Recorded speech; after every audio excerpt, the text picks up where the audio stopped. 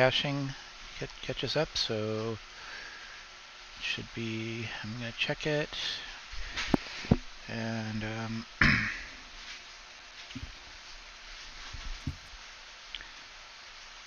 make sure. Here. Okay, now we should be live on YouTube. Ready to go when you are, Tagen. As the caching let's go. Catches up, so...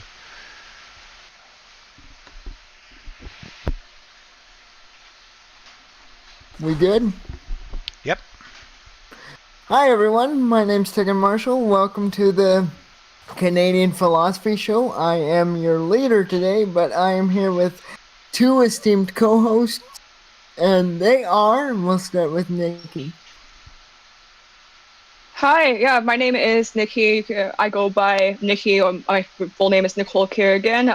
I'm a student at Fraser University. I study both psychology and philosophy as a double major, and I really enjoy it.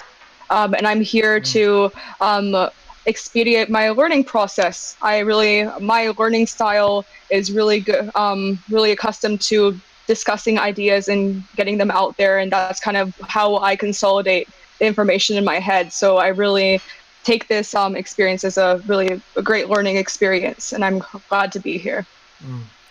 Thanks, Nicole. And as always, our good friend, Michael Robert Caditz. Why don't you take a minute to introduce yourself? I don't know that I have a minute's worth of information. I'm the technical guy. I run the computers and I do the editing. And if I have something relevant to say about the questions of philosophy, then I'll raise my hand. Other than that, I'll keep quiet and let the new generation take it away. Oh, you're so modest, Mikey. Thank you. Thank you to both my esteemed co-hosts. So, tonight's topic is a fun topic, a personal favorite of mine.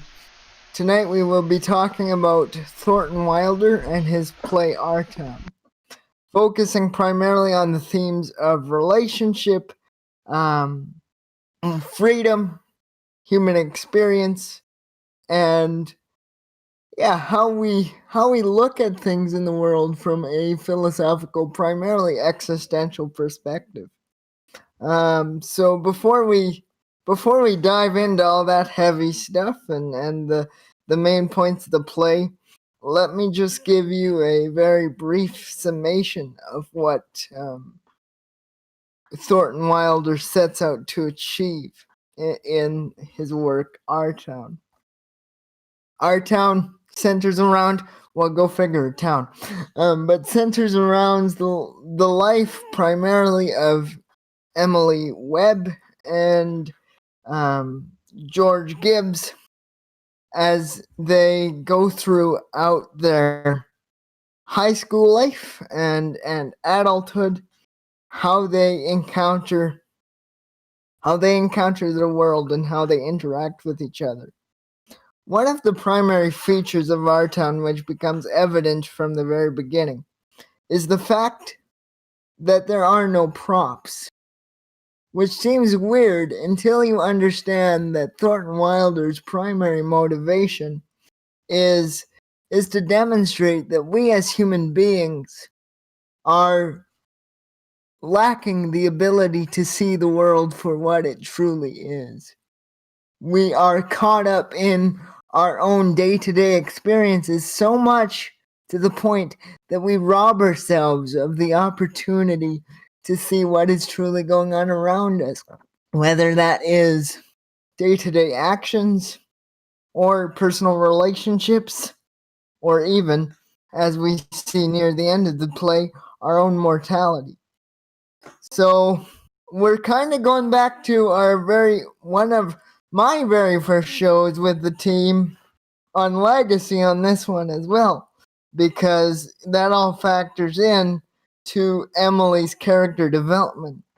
So with that in mind, I'm going to very quickly ask my associates, my friends and my colleagues to just ask, have you read and worked with Our Town before? And if you have, what were your thoughts? I guess I will start. So I have not read Our Town outside of the preparation for this show, and I unfortunately am unhappy about that. I wish that this play was introduced to me at an earlier age, perhaps I think in high school, and I think that it would have benefited me because it does talk about these really important themes, and they're existential themes about finding yourself in a world that that doesn't encourage that kind of introspective thought process. And I needed that at the time, of my adolescence. So I wish I did read this earlier, and I wish I was introduced to it earlier. But I'm grateful that I'm introduced to it now. That's great, Nicole. Thank you. I read that book in the same class several years ago that I believe you're taking now, Tagen, and my big takeaway was that it exemplified the distinction or the contrast between, for example, what Sartre refers to as authenticity versus, on the other hand, fleeing one's freedom, in the sense that in a small town where most of the people blindly abide by the norms, sort of a myopic worldview, controlled a lot by religion, that's a form of fleeing freedom. But there's an alternative, which is to think for oneself, and so that's what I remember about my takeaway from that reading that. Thanks, Mikey. So I have some notes here, and I'm gonna go through those kind of systematically, because they all kind of build off of each other. So that's how I'm gonna run this. The first thing. And thanks, Mikey, for bringing up the importance of realizing the religious aspect to that. Because you see, in the very beginning of our town, the main kind of, shall we say, almost godlike metaphysical character, the stage manager, which we are introduced to at the very beginning of the play, gives us a look at what Grover's Corners, which is the town of which the play is based in, looks like. And he talks about how there's the Congregational Church, there's the Catholic Church, and there's the Baptist Church. And how a lot of the social interactions happen within that kind of context. So I find it interesting as a student who has studied existentialism, the very presence of the stage manager sets the play up for, even though it's talking about human freedom and not necessarily about metaphysical realities, there is a metaphysical reality created. Did anyone else notice that? I think it would be, I would appreciate, Tagen, if you could give a little bit of like a summary of like kind of how it did, maybe like a bit of a summary for the listeners who have not read Our Town or do not have a lot of experience with Our Town. Just, I guess, like for the characters and plot and main themes. Right. Okay. So let's do that then. Like I said, our main characters are primarily Emily is the focal point, and we see kind of her development as a person in Grover's Corners, as she goes through her education and navigates her family, and ultimately finds love with George Gibbs, who is a primary focus.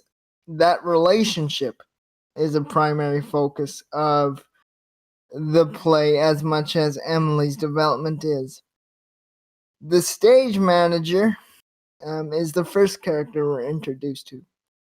And that's not by accident, because the stage manager acts as the narrator and the bridge between, in a sense, what is happening in the town and what I think almost what that awareness, that the awareness of one's freedom is demonstrated in.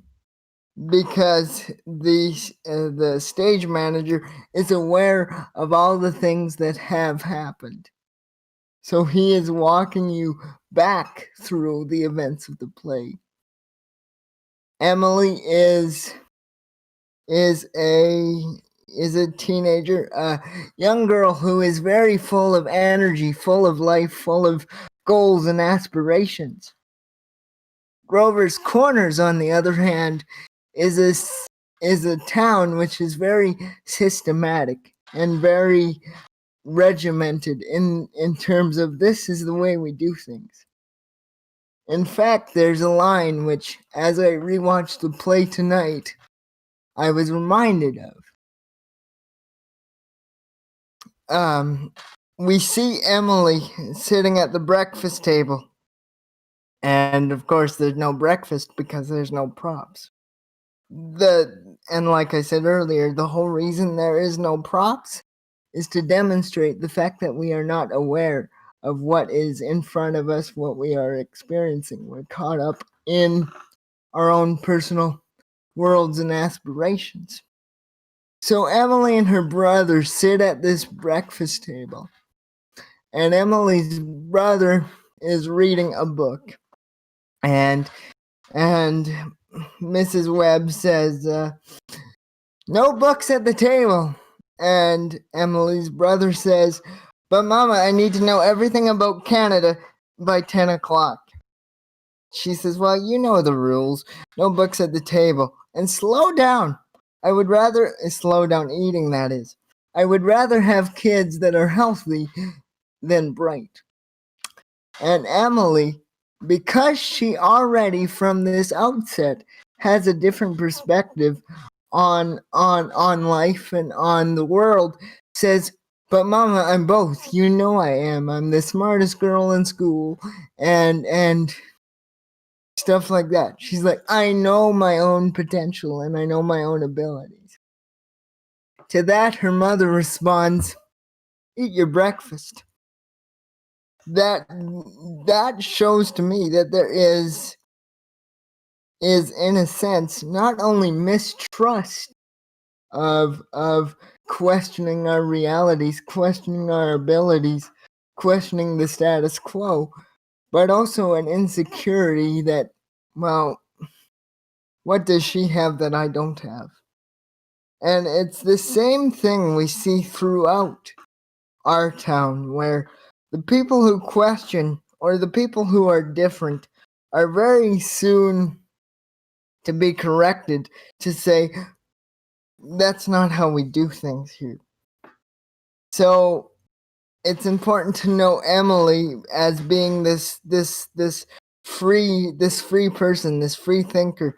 When I talked to my existentialism prof about this, he said Emily could be understood as what Friedrich Nietzsche called the free spirit. A person who is able to question and examine and live life a different way from the status quo. Was that a Yeah, so I'll summarize like your summary as like a listener who doesn't have a strong background in the play. So the way what I took away from that is that the town in our town is governed by either, I guess, an unwritten rule of conduct where people are I guess compelled to act in a way that is similar to other people to avoid standing out, and that is just expected of them. And Emily tried to go beyond and transcend those norms of the town, and she is facing backlash from that. Do we find out, for the listeners, do we find out what happens to Emily after she tries to go against her mother?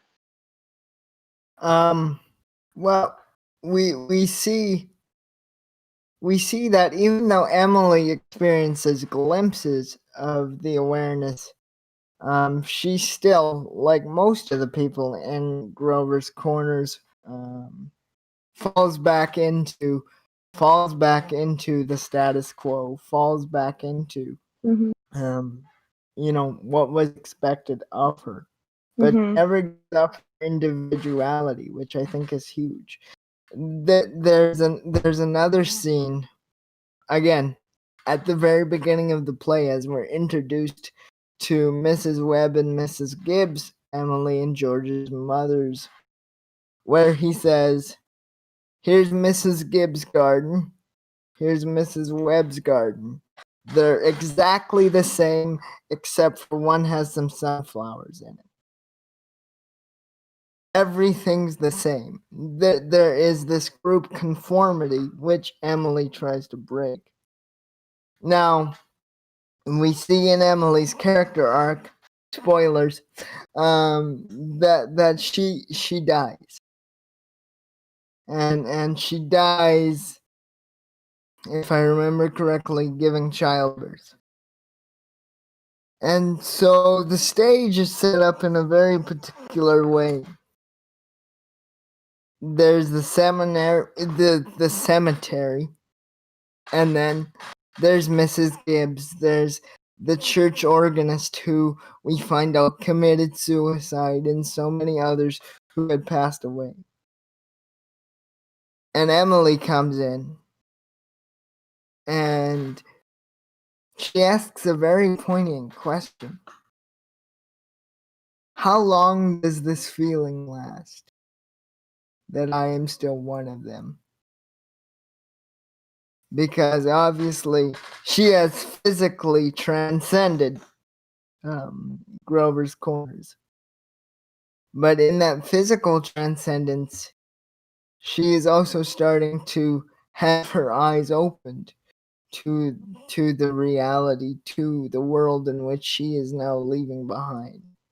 Mhm. And this speaks to Emily will speak to relationships, because she actually, we'll get to that. I want to see if either you or Mikey have any questions that I can respond to, so that we have a bit more back and forth going on. I think you did a really good job of laying out the context, but there's one other piece that I wanted to bring in, which I have my own angle on. So the play was hit the theaters in 1938. So that was just before World War II. And by most accounts, the real birth of the American middle class was in the 1950s and 1960s, after World War II.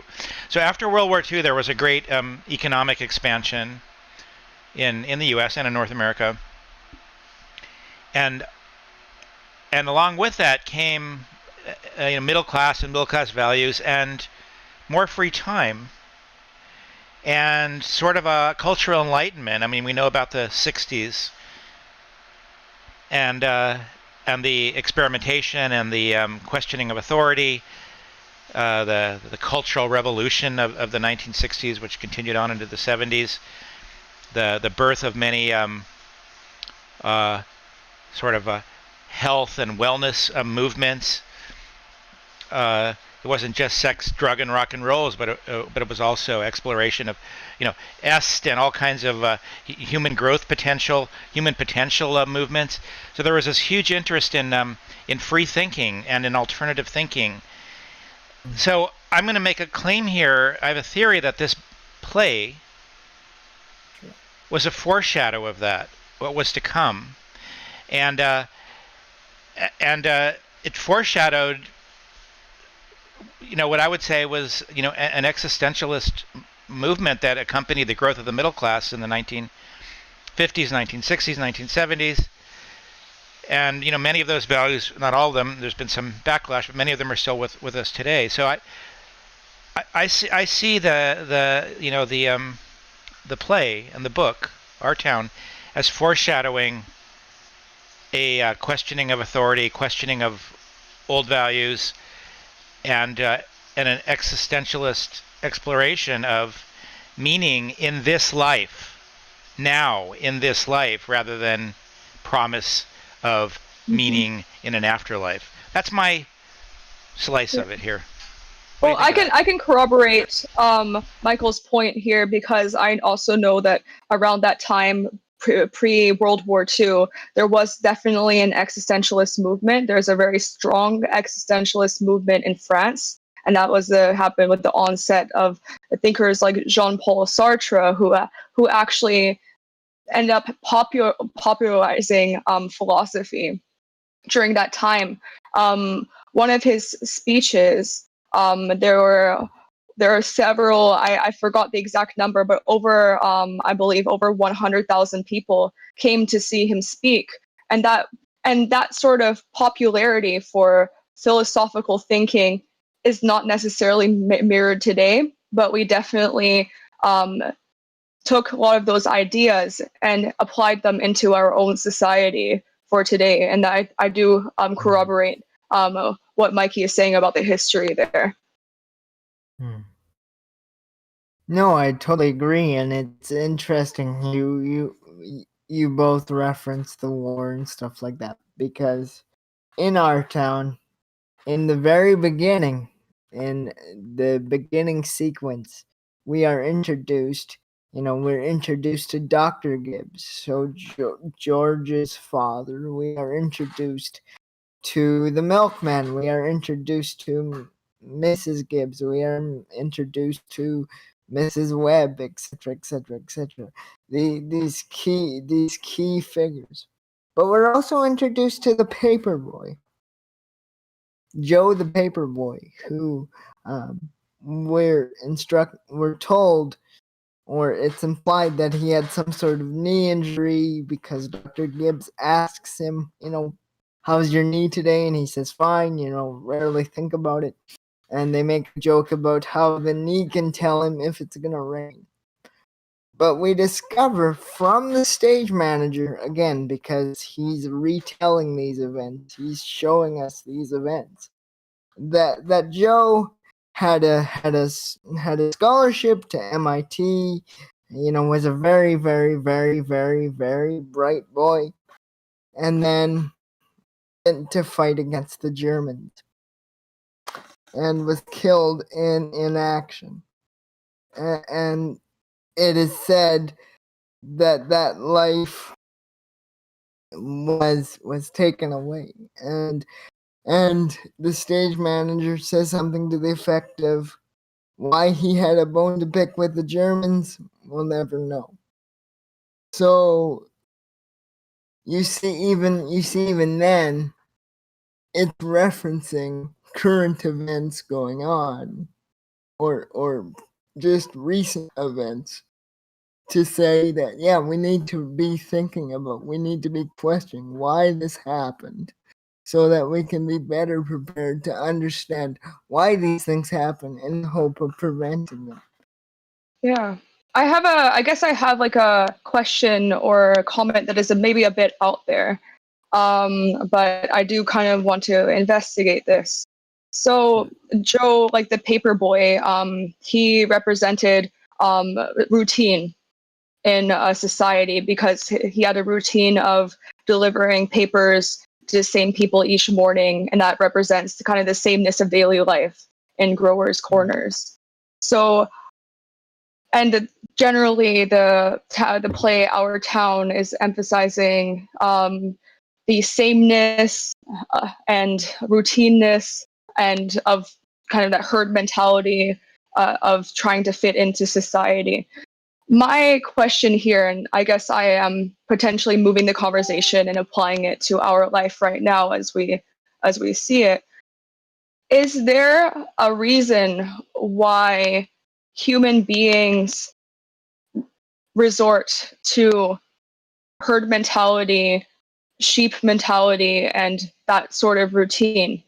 My theory is that it is definitely, and this is aligning with existential thinkers, but it is definitely difficult to face yourself and introspect and move beyond and transcend that kind of groupthink, because you are ultimately left alone. to kind of fend for yourself to figure out life. And that is a very daunting task. And people often, even with our society, we are not often encouraged to spend time in introspecting to find out our authenticity, what makes us really tick, what motivates us, what we need to get going in life. I think that my theory, and this is a little bit out there, I'm kind of jumping on that, and I agree with that existentialist view that people, don't want to, or even if they get the chance to spend that time to explore their own authenticity, it is a difficult task, and that can be discouraging. I agree with that, but I also think there might be something even deeper than that explains why people in a society resort to that groupthink. And I think that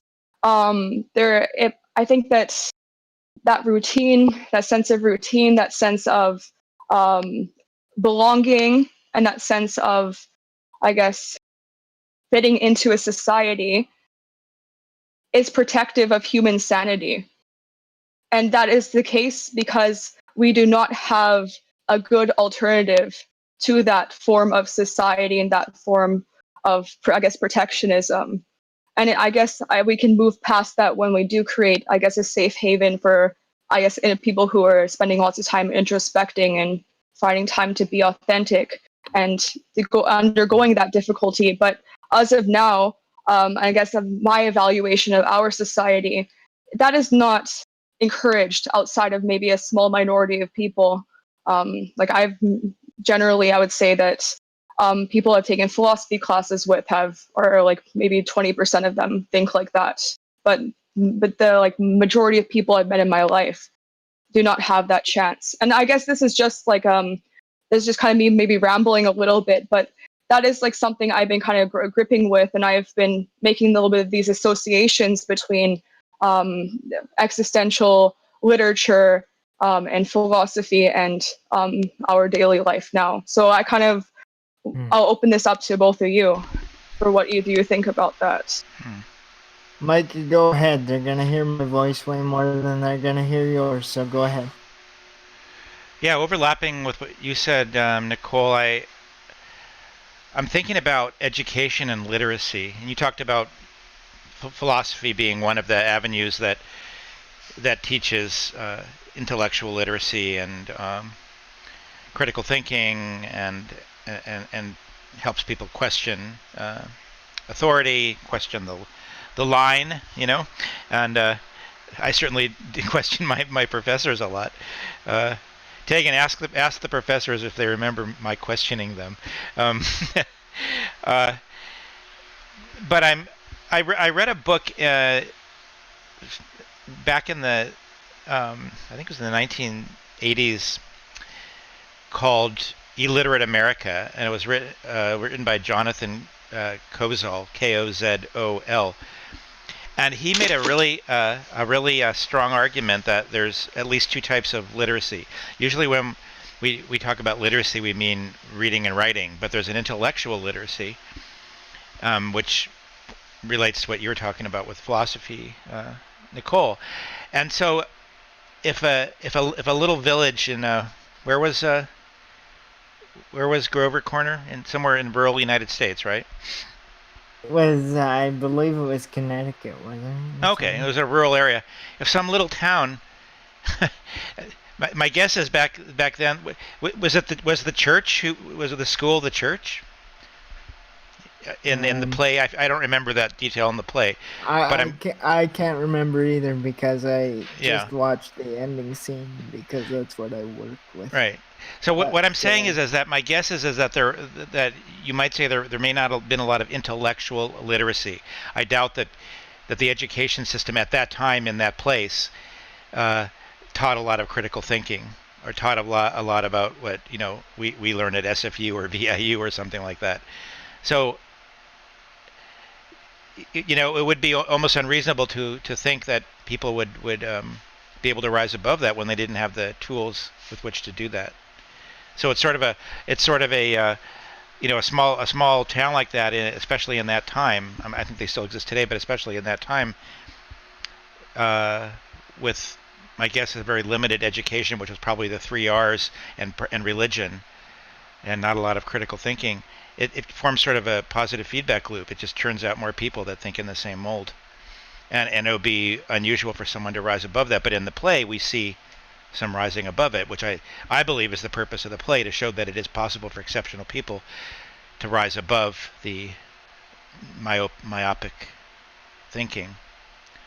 Question, like, yeah. I guess, like, just based on that, like, with your last point, Michael, about how the play shows that exceptional people can rise above, a societal caste. What do you both think about responsibility? Do you think it's that exceptional person's responsibility, or do you think they have a responsibility then to bring everybody else into the light? Like, I guess, lightly said. Well, let's look at it in our town, shall we? Mm-hmm. Let's look at Emily. I was just looking at the play again, trying to find a very particular quote, but that page won't load, so I'm gonna have to go with paraphrasing. But Emily says, or Emily asks this question. She says, they don't understand, do they?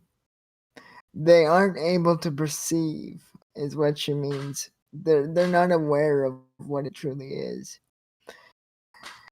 Emily, and this is probably one of the most powerful moments to play, if I can just explain to the listeners real quick, is Emily, when she dies and goes to this kind of transcendental space, whatever it's meant to be.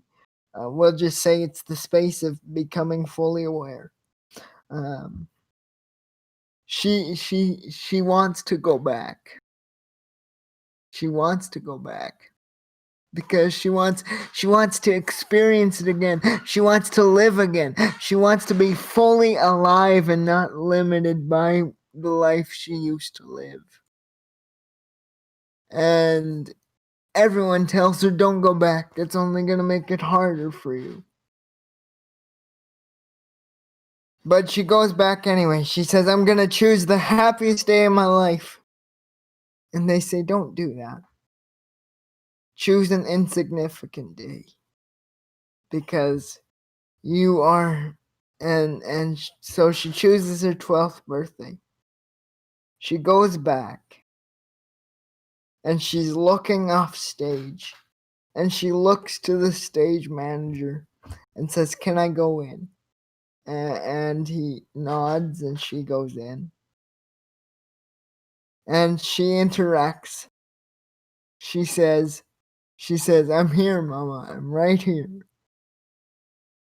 Oh, Mama, how I wish you could just look at me as if you knew I was there. How much she longs for that. How much she longs for them to be aware. Emily says, I can't take it. The pain of this realization that her family, her friends are blind and they don't see their potential.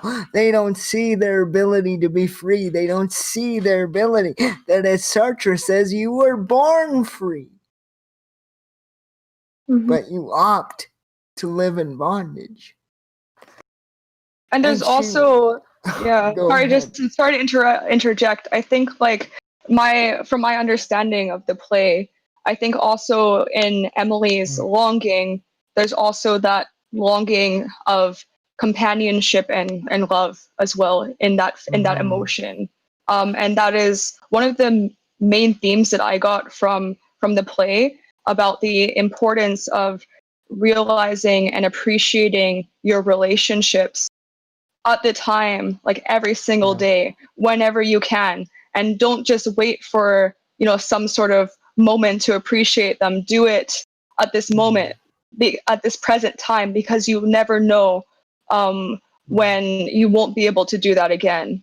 So that I also got that notion, both that, realization that, they could be led into freedom, but also that longing for that human love and connection. Yeah, and I apologize for not fully answering your question. Do I think it's the individual's responsibility? I don't like to think of it as responsibility.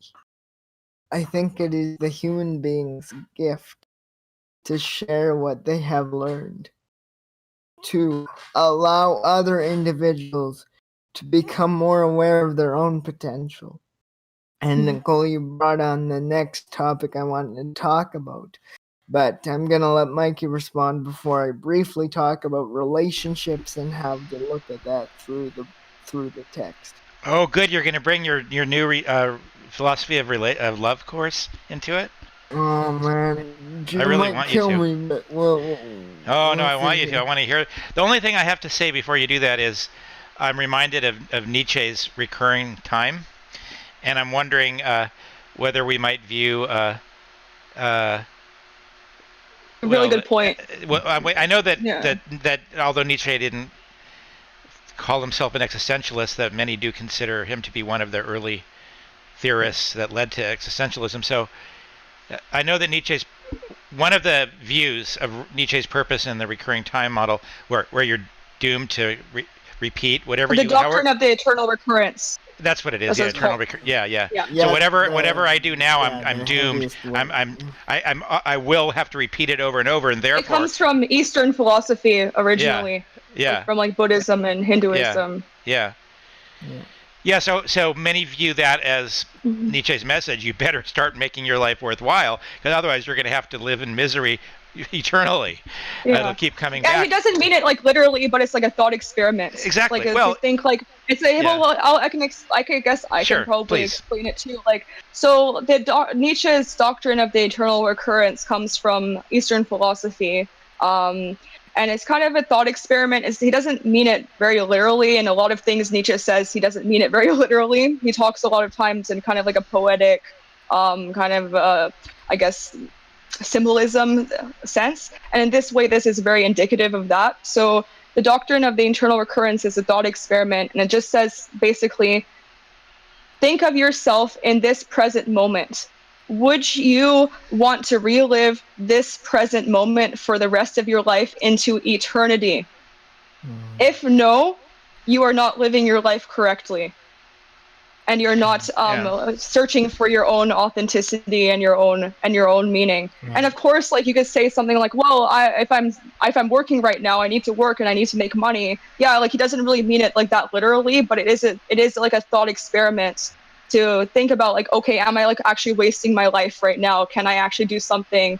Do I have the leisure or the ability to do something now that makes my life worthwhile? And don't waste that the opportunity that you have.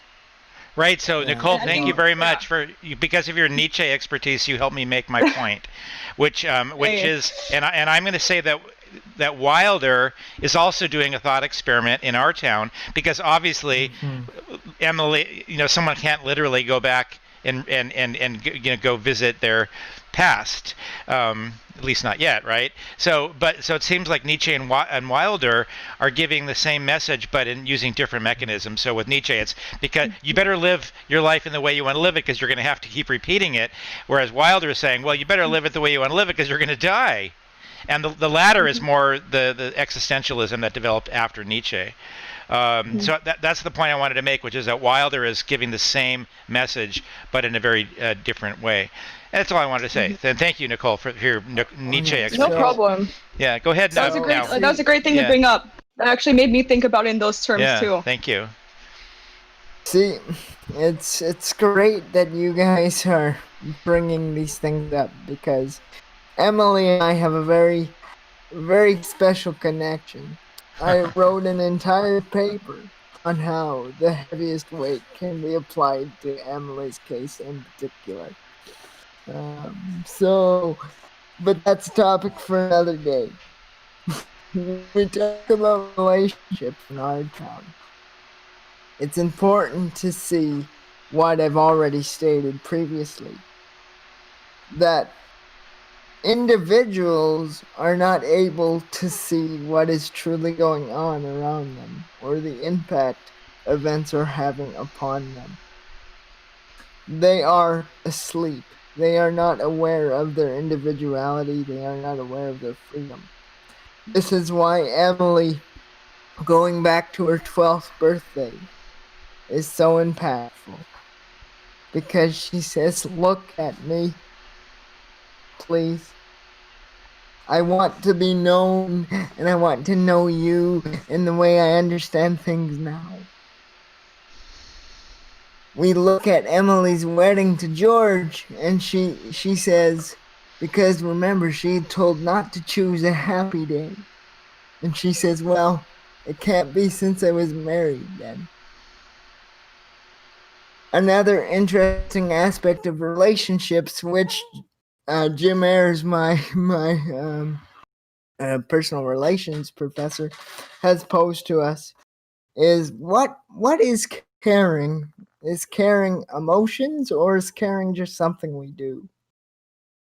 And I make the argument that at times caring is something we do, but feelings can develop and then enhance that experience. Okay, time. I gotta go. So would it All right, be let's like, go.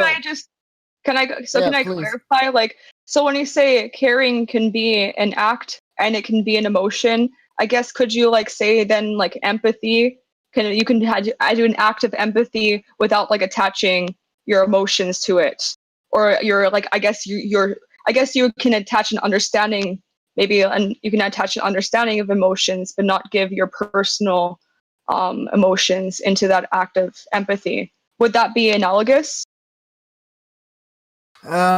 See, I just started this course. I'm so rusty, but I mean, I'm not even rusty. I'm just a newbie. Understandable. But I think that would work to say that caring can be devoid of emotion. It's our actions which more often demonstrate our caring. But in those actions, in those relationships we build, strictly because we are relational beings who live in community, we start to develop feelings. And there's more I could say about that, but I just kind of want to really get to some other key points before we're out of time, if that's okay. Mikey, do you have anything to add to that? No, I want to hear the key points. Thank you. Okay. So, I've taken a lot of Emily's quotes and kind of paraphrased them and put them into a list.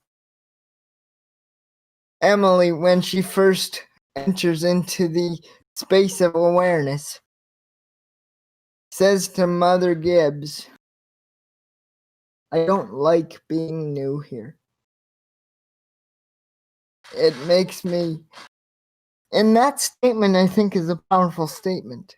I don't like being new here. Because it's pushed her out of what she's known. It's pushed her out of the relationship she's known.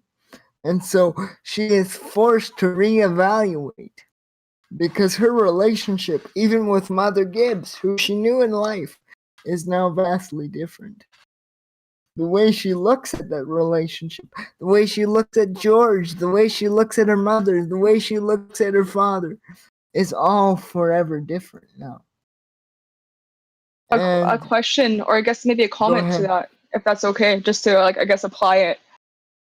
Can you really change a relationship, like looking at it on the past from your present understanding of that relationship, or is it kind of bound by time?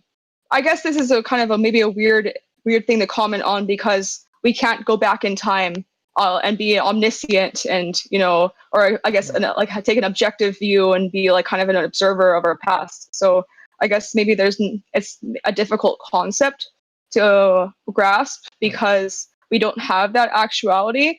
But I just question the notion that your present understanding can impact the reality of a relationship from the past. And the reason why I kind of come to this is because there have been, for example, there have been studies that some forms of therapy can be suggestive, and they can, and in that way, they can make people believe something and think that that thing happened in the past when it actually did not happen in the past. And for example, difficult topic, trigger warning, like sexual assault, right? Like that has been demonstrated sometimes.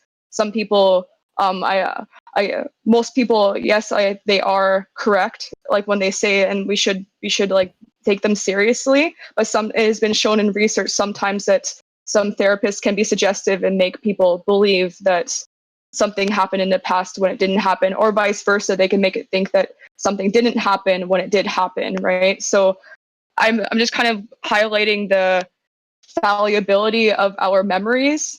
And I don't know if we should really like try to apply our future understanding of like things now to like past relationships, and as opposed to keeping them kind of sacred as your memories.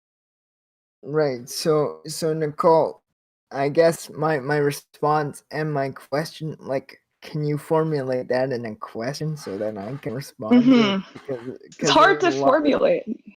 Yeah, I would say like my question. Go ahead. Let me try. I'll try. I guess my question, if I were to formulate it, would be: is it like ethical or right or even justified, either of those terms, to?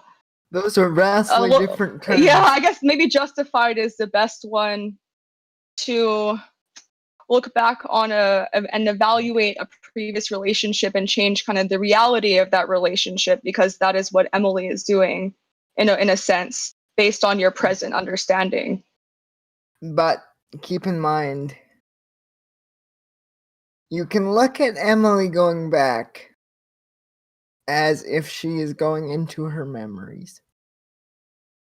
But she is going into those memories with the realization she has now. Mm-hmm.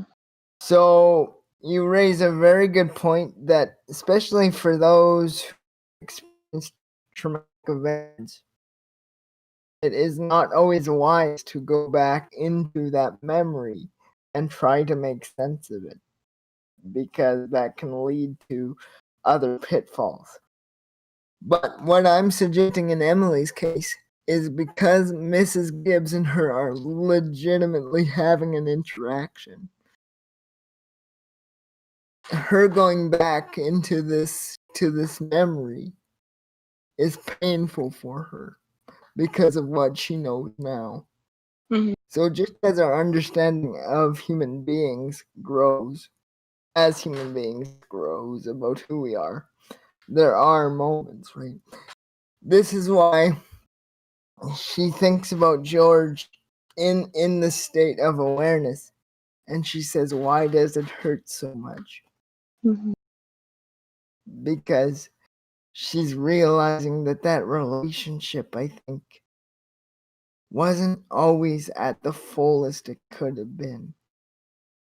And not that that's not a valid relationship, it totally is.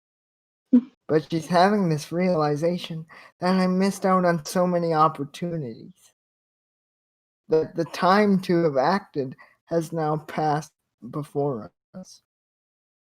I can't go back. She actually says, take me back to my grave, up the hill, that I may watch, and that I may wait. Another comment just based on that. So I would say, like, I guess that comment of take me back to my grave is representational of the feeling that people might get when they have a moment of clarity and they have the chance to break free of their societal norms, and then they want to go back to those societal norms because it is overwhelming. Yeah. And that also is reflective of what some existential philosophers say in regard to like how difficult it is for people to go and face, their authenticity and get rid of these, societal, I guess, Nietzsche calls them God surrogates, because you are baseless and you're left with nothing and you're just left to fend for yourself. So I think almost Emily's realization kind of shows like the reality of how we would feel like when we are like kind of coming to grips with that reality. You are forlorn, you are alone, and you are in despair. Yeah. To quote Sartre. All right, last 10 minutes. Let's go. Let's see what I can do. Let's see what questions we can create. But what I would suggest, Nicole and Mikey, if you have any further questions that I can't answer, maybe write them down and we can pick this up another day. Oh, that'd be great. Once I've had an opportunity to reread the play in full and work with it a little more. Yeah, definitely. So we've already covered that live people don't understand, do they? They aren't aware. They aren't taking steps to become aware. They're comfortable. They have no reason to question.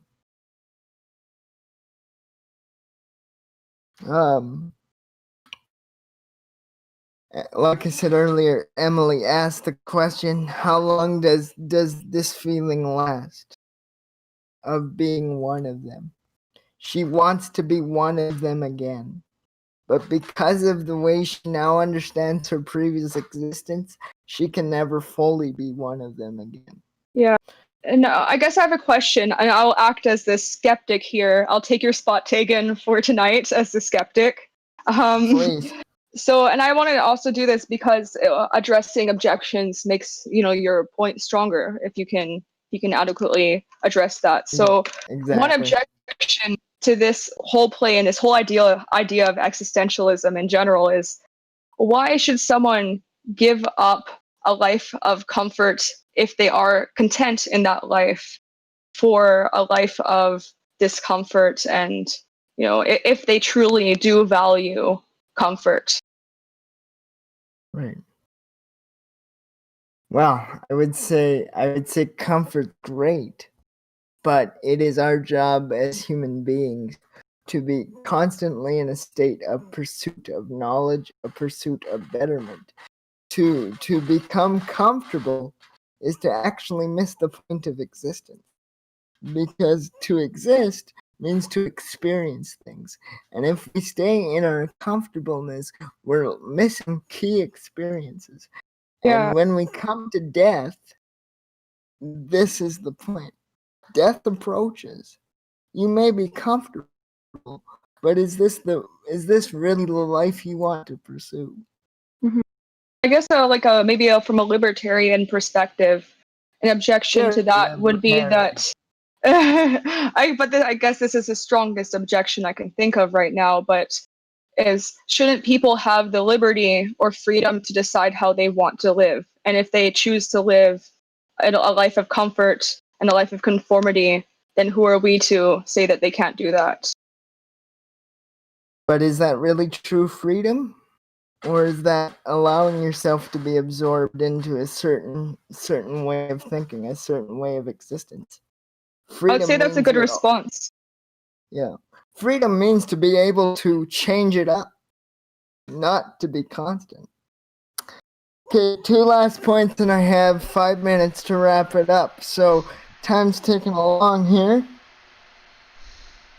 I want to say these 2 things together. Emily says, and I quote, "From morning to night, all they are is troubled." So even though the people of Grover's Corners look to be happy and look to have hope and fulfillment, we see that they are truly not at peace with their life, because they are wanting to reach out for more. They are wanting to question, but because they're afraid of the ramifications, they don't. And I would say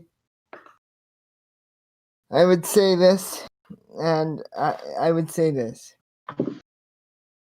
As individuals, we have the ability to choose what our life will be like. And when you become aware of that freedom, as Sartre says, you were born free. Or for Heidegger, you become aware of what being is, what it means to be in the world, what it means to dwell. Mike and I have done a show on that before. You can never go back to the way it was, because you will always have that knowledge knocking on your door to say, hey, we could do more. So, Mikey, Nicole, do you have any last thoughts before I really swiftly wrap this up?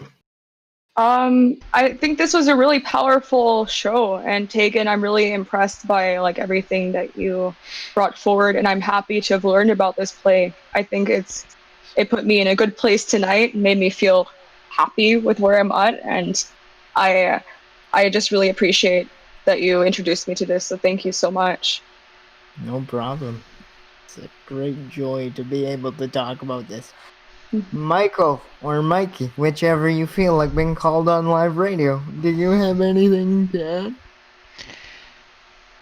I just want to be cautious about assuming that people who live in communities like that, or that live under oppressive conditions, or under the grip of the church, or under the grip of very narrowly defined, closed-minded life norms. I would want to be careful about assuming that many or most of them are comfortable. I think there's a lot of miserableness and suffering, misery and suffering that happens, and I think we have to look at those cases too, and see how the quest for freedom can help people who are miserable and are suffering and are not comfortable, but nonetheless are living in a life of discomfort, can rise above it. Yeah, very true. Well, I'll leave you with this. Seize the day. Seize every moment. Realize that you are born free, that you are truly free. And don't take that for granted. I'm Tagen Marshall here with Michael Robert Caditz and Nicole Kirigin. We're the Canadian Philosophy Show. Have a wonderful evening, everyone. Bye! Okay. Thanks, people on YouTube. There's a couple of you. Thanks for watching. It may just be us. That's awesome. I don't have it open on mine, so yeah, there are viewers.